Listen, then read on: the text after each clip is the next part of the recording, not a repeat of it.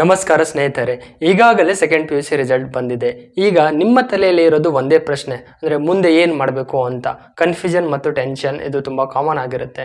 ಏಕೆಂದರೆ ಪೇರೆಂಟ್ಸ್ ಒಂದು ಸಲಹೆ ಕೊಡ್ತಾರೆ, ಫ್ರೆಂಡ್ಸ್ ಇನ್ನೊಂದು ಹೇಳ್ತಾರೆ, ಮತ್ತು ಸೊಸೈಟಿ ಮತ್ತೊಂದು ಹೇಳ್ತಿರುತ್ತೆ. ಆದರೆ ನಿಮ್ಮ ಜೀವನದ ಡಿಸಿಷನ್ ನೀವು ತೆಗೆದುಕೊಳ್ಳಬೇಕು. ಈ ವಿಡಿಯೋದಲ್ಲಿ ನಾನು ನಿಮಗೆ ಕಾಮರ್ಸ್ ನಂತರ ಏನು ಮಾಡಬೇಕು ಅಂತ ಸಂಪೂರ್ಣವಾಗಿ ತಿಳಿಸುತ್ತೇನೆ. ಒಂದು ಸ್ಮಾಲ್ ಸ್ಟೋರಿ ಹೇಳ್ತೀನಿ. ಒಬ್ಬ ಸ್ಟೂಡೆಂಟ್ ಬಿಕಾಮ್ ಜಾಯ್ನ್ ಆಗ್ತಾನೆ. ಏಕೆಂದರೆ ಅವನ ಫ್ರೆಂಡ್ಸ್ ಎಲ್ಲರೂ ಕೂಡ ಅದೇ ಕೋರ್ಸ್ನ ಮಾಡ್ತಾರೆ. 3 ವರ್ಷದ ನಂತರ ಅವನು ಕನ್ಫ್ಯೂಸ್ ಆಗ್ತಾನೆ, ಯಾಕೆಂದರೆ ಜಾಬ್ ಇಲ್ಲ ಮತ್ತು ಕ್ಲಾರಿಟಿ ಇಲ್ಲ. ಇಲ್ಲಿ ಪ್ರಾಬ್ಲಮ್ ಏನು ಅಂದರೆ ರಾಂಗ್ ಡಿಸಿಷನ್ ಅಲ್ವೇ ಅಲ್ಲ, ಇದು ವಿಥೌಟ್ ಪ್ಲಾನಿಂಗ್ ತೆಗೆದುಕೊಂಡಿರುವಂಥ ಡಿಸಿಷನ್. ಅದಕ್ಕಾಗಿಯೇ ಈ ವಿಡಿಯೋ ಇಂಪಾರ್ಟೆಂಟ್. ಕೊನೆಯವರೆಗೆ ಈ ವಿಡಿಯೋನ ನೋಡಿ ಮತ್ತು ನಮ್ಮ ಚಾನಲನ್ನು ಸಬ್ಸ್ಕ್ರೈಬ್ ಮಾಡಿ. ಮೊದಲನೇದಾಗಿ ನೀವು ಸೆಲ್ಫ್ ಅಂಡರ್ಸ್ಟ್ಯಾಂಡಿಂಗ್ ಮಾಡ್ಕೊಳ್ಬೇಕು. ಅಂದರೆ ಈ ಕೋರ್ಸ್ ಆಯ್ಕೆ ಮಾಡುವ ಮುಂಚೆ ನೀವು ನಿಮ್ಮನ್ನು ಕೇಳಬೇಕು, ನನಗೆ ನಂಬರ್ ಇಷ್ಟ ಇದೆಯಾ, ಅಥವಾ ಬಿಸ್ನೆಸ್ ಇಂಟ್ರೆಸ್ಟ್ ಇದೆಯಾ, ಇಲ್ಲ ಗೌರ್ಮೆಂಟ್ ಜಾಬ್ ಬೇಕಾ, ಅಥವಾ ಬಿಸ್ನೆಸ್ ಸ್ಟಾರ್ಟ್ ಮಾಡಬೇಕಾ ಅನ್ನೋದು. ಈ 4 ಪ್ರಶ್ನೆಗಳಿಗೆ ನೀವು ಆನ್ಸರ್ ಕೊಟ್ಟರೆ ನಿಮ್ಮ ಪಾತ್ ಕ್ಲಿಯರ್ ಆಗುತ್ತೆ. ಈಗ ನಾನು ಪ್ರೊಫೆಷ್ನಲ್ ಕೋರ್ಸಸ್ ಬಗ್ಗೆ ಹೇಳ್ತೀನಿ. ಅದರಲ್ಲಿ ಮೊದಲನೇದಾಗಿ CA ಅಂದರೆ ಚಾರ್ಟೆಡ್ ಅಕೌಂಟೆಂಟ್. ನೀವು ಇದನ್ನು ತುಂಬ ಸರಿ ಕೇಳಿರ್ತೀರಾ, ಅಂದರೆ ತುಂಬ ಹಾರ್ಡ್ ಎಕ್ಸಾಮ್ಸ್ ಇರುತ್ತೆ ಅಂತ. ಇಂಡಿಯಾದಲ್ಲಿ ಟಾಪ್ ಪ್ರೊಫೆಷನಲ್ಲಿ ಇದನ್ನು ಕನ್ಸಿಡರ್ ಮಾಡ್ಬೋದು. ಇಲ್ಲಿ ಡೆಡಿಕೇಶನ್ ಇದ್ದರೆ ನಿಮ್ಮ ಲೈಫ್ ಸೆಟ್ ಆಗುತ್ತೆ.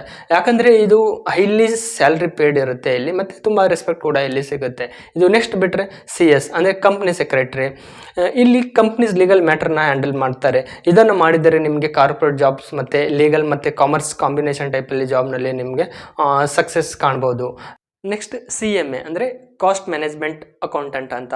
ಇದರಲ್ಲಿ ನಿಮಗೆ ಕಾಸ್ಟಿಂಗ್ ಮತ್ತು ಫೈನಾನ್ಷಿಯಲ್ ಪ್ಲಾನಿಂಗ್ ಬಗ್ಗೆ ಸ್ಟಡಿ ಮಾಡೋದ್ರಿಂದ ನಿಮಗೆ ಇಂಡಸ್ಟ್ರೀಸ್ನಲ್ಲಿ ತುಂಬ ಅಪಾರ್ಚುನಿಟೀಸ್ ಮತ್ತು ಫೈನಾನ್ಸ್ ಸೆಕ್ಟರ್ಗೆ ಇದು ಒಳ್ಳೆ ಆಪ್ಷನ್ ನಿಮಗೆ ಆಗಿರುತ್ತೆ. ಕೋರ್ಸ್ಗಳು ಈಸಿ ಅಲ್ಲ, ಆದರೆ ಒನ್ಸ್ ಇದನ್ನು ಕ್ಲಿಯರ್ ಮಾಡಿದರೆ ನಿಮ್ಮ ಕರಿಯರ್ ಪವರ್ಫುಲ್ ಆಗಿರುತ್ತದೆ. ಈಗ ಡಿಗ್ರಿ ಕೋರ್ಸಸ್ ಹೇಳೋದಾದರೆ ನೀವು ಕಾಮನ್ ಆಗಿ ಕೇಳಿರ್ತೀರ, ಅದರಲ್ಲಿ BCom ಬ್ಯಾಚುಲರ್ ಆಫ್ ಕಾಮರ್ಸ್ ಇದು ಮೋಸ್ಟ್ ಪಾಪ್ಯುಲರ್ ಆಪ್ಷನ್. ಇಲ್ಲಿ ಸಬ್ಜೆಕ್ಟ್ ಬಂದು ಅಕೌಂಟಿಂಗ್, ಟ್ಯಾಕ್ಸೇಷನ್, ಫೈನಾನ್ಸ್ ಮತ್ತು ಬ್ಯಾಂಕಿಂಗ್ ಬಗ್ಗೆ ಇರುತ್ತದೆ. ಈ ಕೋರ್ಸ್ ಮಾಡಿದರೆ ನಿಮಗೆ ಬ್ಯಾಂಕಿಂಗ್ ಸೆಕ್ಟರ್ ಮತ್ತು ಅಕೌಂಟೆಂಟ್ ಜಾಬ್ಸ್ ಕೂಡ ಸಿಗುತ್ತೆ. ಹಾಗೆ MCom ಹಾಗೂ MBA ಕೂಡ ನೀವು ಮುಂದೆ ಮಾಡ್ಬೋದು. ಇದು ಸೇಫ್ ಆಪ್ಷನ್ ಇದೆ, ಆದರೆ ಇಲ್ಲಿ ಸ್ಕಿಲ್ಸ್ ಡೆವಲಪ್ ಮಾಡಬೇಕು. ನೆಕ್ಸ್ಟ್ BBA ಕೋರ್ಸ್, ಅದು ಬ್ಯಾಚುಲರ್ ಆಫ್ ಬಿಸ್ನೆಸ್ ಅಡ್ಮಿನಿಸ್ಟ್ರೇಷನ್. ಇಲ್ಲಿ ನಿಮಗೆ business management leadership skill develop ಆಗಿರುತ್ತೆ.